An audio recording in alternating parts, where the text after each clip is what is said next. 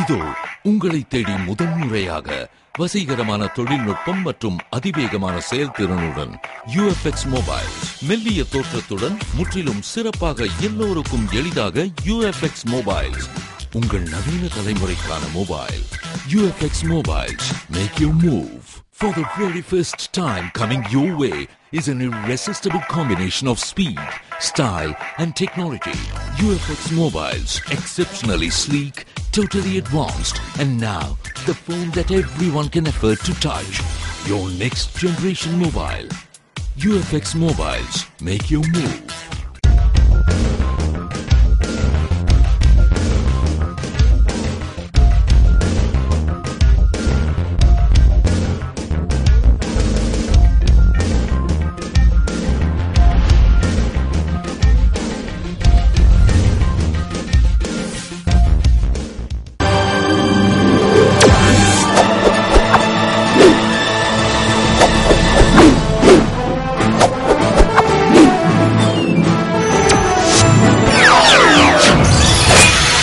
நீங்கள் பார்த்துக் கொண்டிருப்பது AJK டிவியின் புதுவை மாலை. வணக்கம். போக்குவரத்து விதிகளை பொதுமக்கள் கடைபிடிக்க வேண்டுமென SSP பைரோன் சிங் குர்ஜார் வேண்டுகோள் விடுத்துள்ளார். போக்குவரத்து போலீசாரின் போக்குவரத்துகளை சீரமைப்பது குறித்த ஆலோசனை கூட்டம் போக்குவரத்து SP அலுவலகத்தில் SSP பைரோன் சிங் குர்ஜார் தலைமையில் நடைபெற்றது. SP சிவதாசன், இன்ஸ்பெக்டர்கள், சப் இன்ஸ்பெக்டர்கள் மற்றும் பயிற்சி சப் இன்ஸ்பெக்டர்கள் கலந்து கொண்ட கூட்டத்தில் போக்குவரத்து நெரிசலை குறைப்பது, நெரிசல் மிகுந்த பகுதிகளில் சாலை சந்திப்புகளில் கேமரா அமைப்பது குறித்து ஆலோசனை நடத்தப்பட்டது. இதனைத் தொடர்ந்து SSP பைரோன் சிங் குர்ஜார் செய்தியாளர்களுக்கு அளித்த பேட்டியில், புதுவையில் விபத்து நடக்கும் இடங்களை கண்டறிந்து அங்கு காவலர்களை பணியமர்த்துவது மற்றும் காவல் ரோந்து வாகனங்களை நிறுத்தி விபத்துக்கள் இல்லாமல் தடுக்க உள்ளதாகவும், குடிபோதையில் வாகனங்கள் ஓட்டுவோர் மீது கடும் நடவடிக்கை எடுக்கப்படும். இதற்காக 3 காவல் நிலையங்களில் தினமும் சிறப்பு சோதனைகள் நடைபெறும்.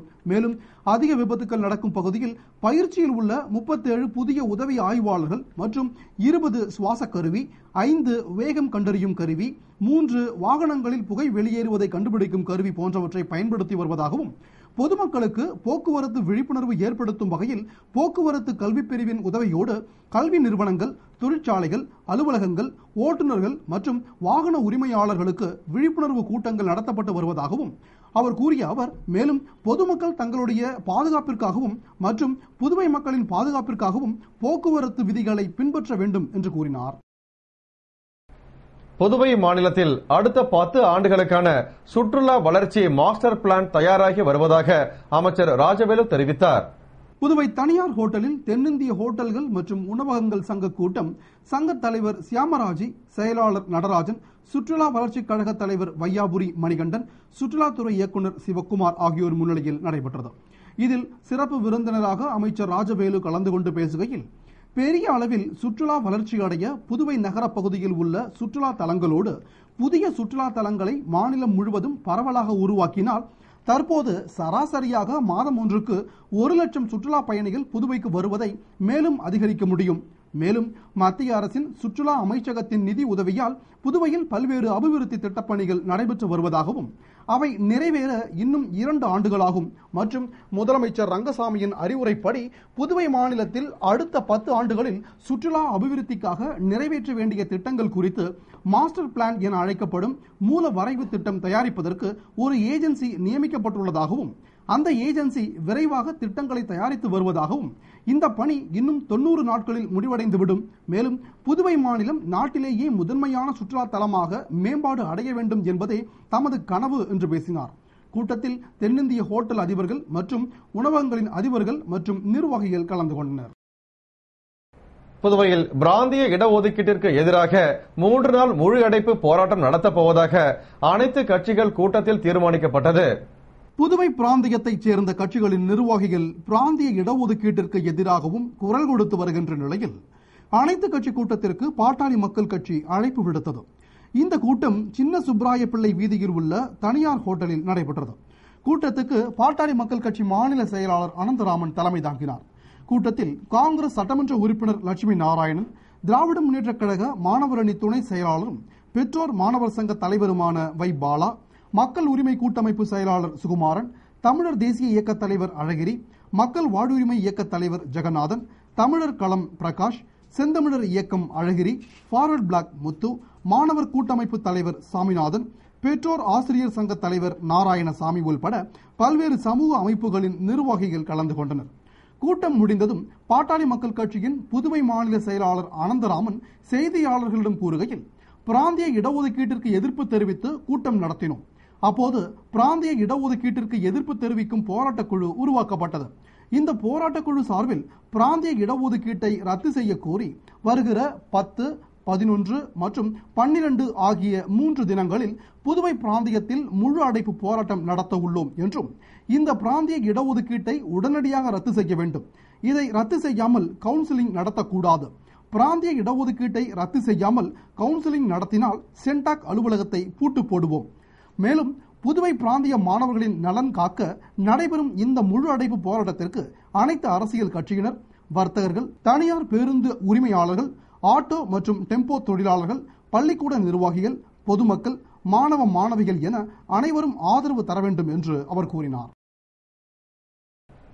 அனைவரும் ஒற்றுமையுடன் சமாதானமாக மகிழ்ச்சியுடன் வாழ வேண்டும் என அகில இந்திய சமாதான ஒருமைப்பாட்டு கழகம் சார்பில் நடந்த மாநாட்டில் முதல்வர் ரங்கசாமி பேசினார்.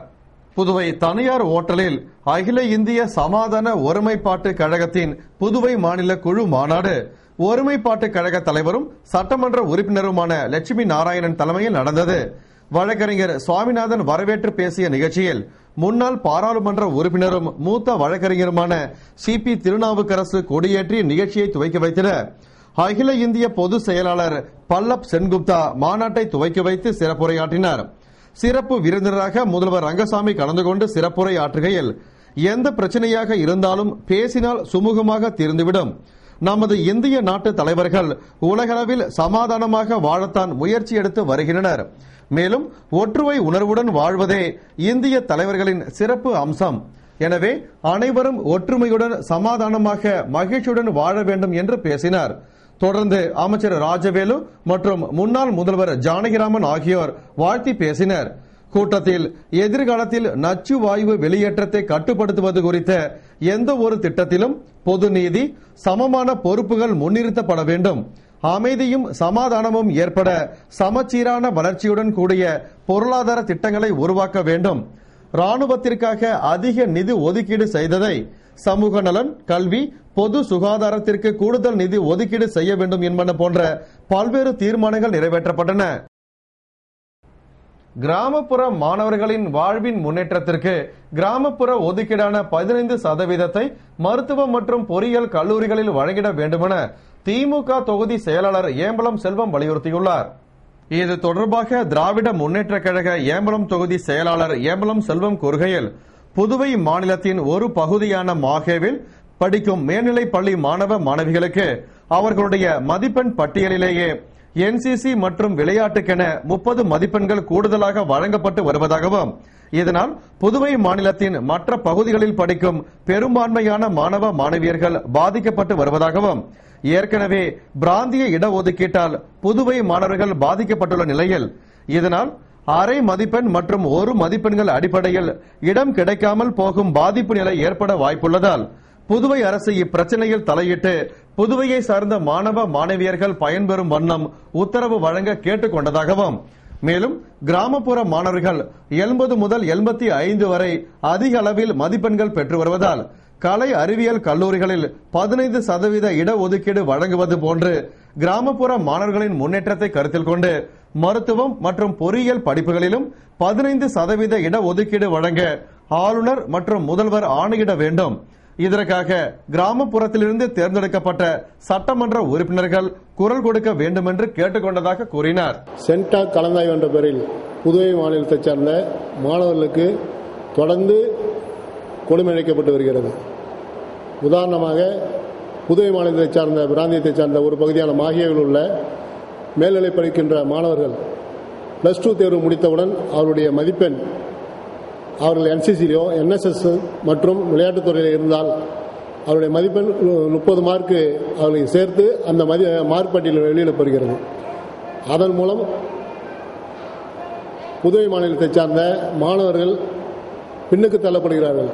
மேலும் மேல்நிலைத் தேர்வு முடித்த மாணவ மாணவிகள் அத்தனை பேரும் சென்டா கலந்தாய்வு என்ற பெயரிலே நடத்தப்படுகின்ற கலை மற்றும் அறிவியல் கல்லூரிகளிலே சேர்கின்ற பொழுது கிராமப்புறத்தைச் சேர்ந்த மாணவர்கள் 15% இடஒதுக்கீடு அவர்களுக்கு முழுமையாக வழங்கப்பட்டு வருகிறது.